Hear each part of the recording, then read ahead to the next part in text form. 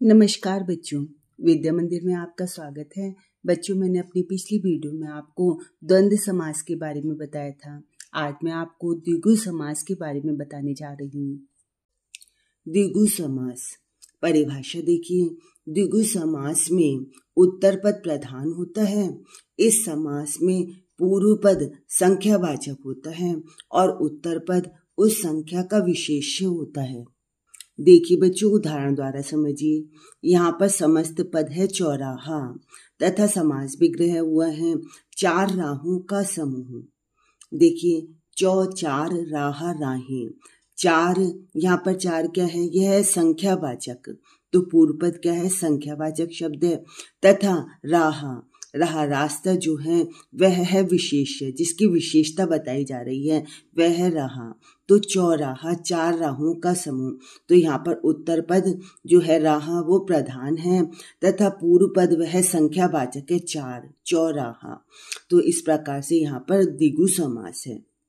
चतुर्भुज, चतुर चार, भुज भुजाएं। चतुर्भुज चार भुजाओं का समूह। त्रिदेव, तीन देव देवता। त्रिदेव, त्रिदेव तीन देवों का समूह। तो यहाँ पर भी देखिए, पहला पद सभी में संख्यावाचक पद है तथा दूसरा पद विशेष्य है। नवरत्न, नव नौ रत्न।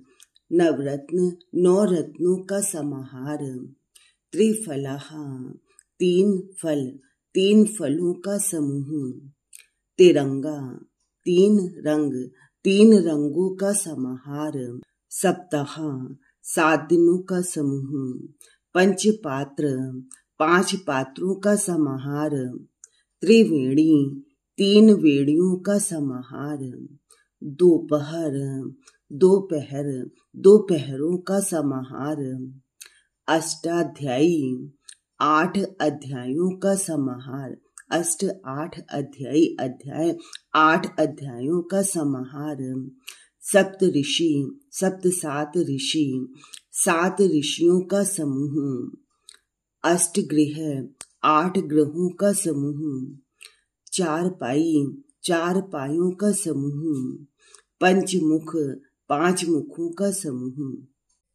देखिए बच्चों, बोर्ड परीक्षा में 10th में आपके जो शुरू के 20 क्वेश्चन आते हैं उसमें इसी तरह से आते हैं। देखिए, यह क्वेश्चन आया है, त्रिवेणी का में कौन सा समास है?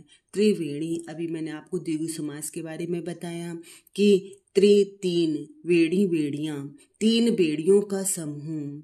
तो यहाँ पर कौन सा समास है? द्वंद्व, कर्मधारय, द्विगु या अव्ययीभाव समास। तो यहाँ पर समास है आपका द्विगु समास।